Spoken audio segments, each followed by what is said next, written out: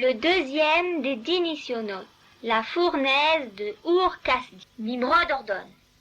Soldats, allez chercher Avram et emmenez-le au palais. Les officiers du roi arrêtent Avram et l'emmènent chez Nimrod. Nimrod s'assoit tout en haut de son trône, qui se trouve au sommet d'une tour.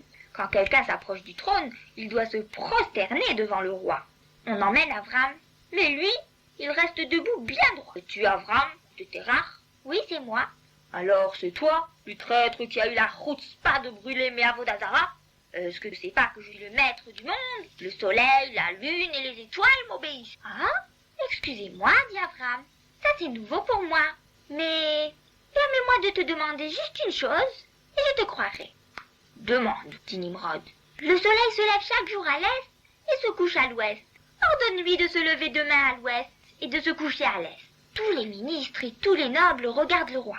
Ils se demandent ce que le roi va répondre. Mais Nimrod ne dit rien. Avram insiste. Ou alors, fais donc autre chose. Dis-moi, à quoi je pense en ce moment et ce que je vais faire tout à l'heure. Il y a le silence complet au palais. Tous les yeux se tournent vers le jeune homme qui a le courage de parler ainsi au roi. Nimrod est stupéfait. Personne n'a jamais osé employer de tels mots en sa présence. Oh, ne prends pas l'air si étonné, dit Avram. Tu n'es pas Akadosh Baruch Hu.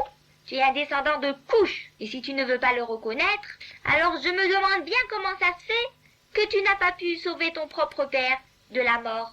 En vérité, tu n'as pas pu sauver ton père, et de même tu ne pourrais pas te sauver toi-même. Tu n'es pas immortel. Avram lève les yeux vers le ciel et s'exclame. Hachem, regarde les Réchaïm et juge-les. Nimrod, entre-temps, s'est ressaisi. Soldats, emprisonnez immédiatement ce rebelle. Les soldats se précipitent. Ils enchaînent Avram et l'emmènent en prison. On le jette dans une prison. On le garde prisonnier pendant 10 années entières. Mais quand même, sa croyance en Hachem ne faiblit pas.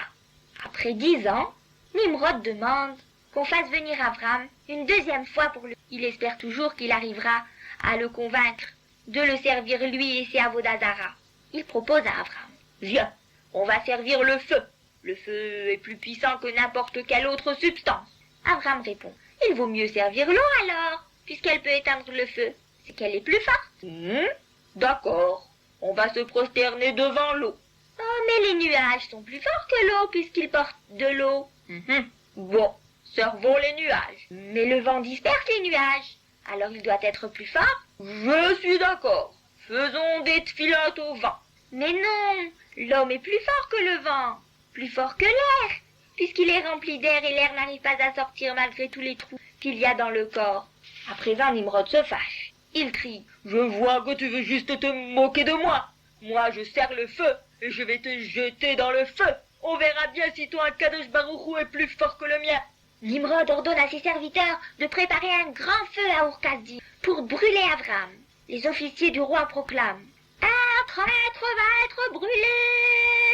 Les contributions de bois seront acceptées pendant les 40 jours prochains.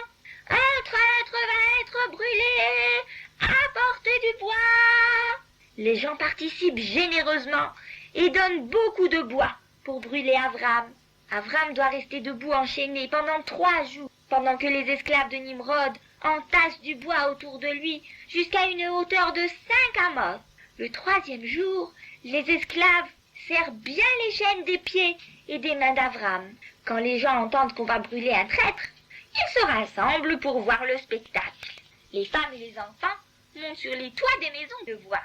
Amtalai, la maman d'Avram, s'avance pour embrasser son fils. Mon petit Avram, supplie-t-elle, prosterne-toi devant Nimrod juste une fois, et tu seras sauvé des flammes. Juste une fois, mon petit Avram, juste une fois. Mais Avram répond, je n'abandonnerai jamais Hachem, maman. Des représentants de tous les peuples sont là. Ils crient à Avram, ceci est ta dernière chance. Avec qui es-tu? Je suis avec Hachem, le maître du monde, répond Avram.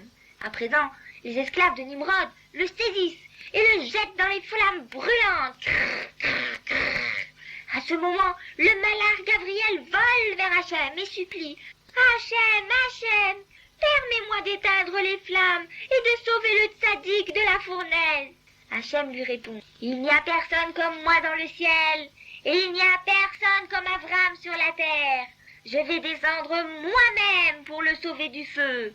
Et Hachem lui-même demande aux flammes de ne pas faire de mal à Avram. Le bois du four se transforme en bonnes branches qui portent des fruits et dont Avram se nourrit. Il reste vivant dans la fournaise pendant 3 jours et 3 nuits. Au bout de 3 jours, les esclaves de Nimrod ouvrent la porte. Et que voit-il? Avram se promène au milieu du feu, comme dans le jardin d'un palais. Et des malachim lui tiennent compagnie. La seule chose qui a brûlé, ce sont les cordes qu'il a attachées. Les serviteurs de Nimrod n'en croient pas leurs yeux. On envoie immédiatement des messagers chez le roi. Palam, papam, palam, papam, palam, papam. Ils y vont à toute allure. Nimrod, consterné, vient lui-même voir ce qui se passe. On ouvre à nouveau la porte du four, et là se tient Avram, vivant au milieu du feu, dévorant. Cela fait un choc à Nimrod. « Sortez-le » ordonne-t-il. Les esclaves s'avancent pour sortir Avram, mais chaque fois qu'ils se penchent pour le saisir, les flammes s'élancent vers eux et ils doivent reculer. Le roi crie. « Alors, qu'est-ce qui prend si longtemps? Ça suffit de traîner !» Intimidés, les esclaves font une nouvelle tentative, mais les flammes se précipitent et les brûlent vivants. Puis, un malach d'Hachem appelle Avram. « Avram, serviteur de Elohim Chaim, sors de la fournaise !» Avram sort, aux yeux de tous. Nimrod demande en tremblant. Comment se fait-il que tu sois encore vivant? Avram s'écrie. Akadosh Baruch Hu, qui a créé le ciel et la terre, et que tu as renié, m'a sauvé de la mort. Nimrod se prosterne devant Avram, et tous les ministres suivent son exemple. Ne vous prosternez pas devant moi, dit Avram, mais devant Akadosh Baruch Hu, le créateur du monde.